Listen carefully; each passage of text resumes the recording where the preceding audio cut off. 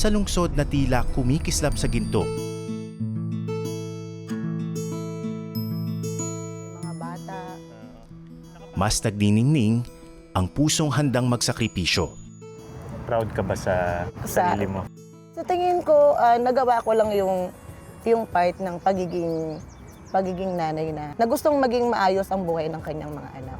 Kahit na maraming sakripisyo, nag-enjoy ka naman. Oo, dapat talaga para kahit nai-stress ka, wag mong isiping problema lang 'yan. Wag mong tambayan kasi marami namang way para matagumpayan mo 'yan tsaka masolusyonan. Magandang gabi. Ako si Atom Araulio. At ito ang Eyewitness.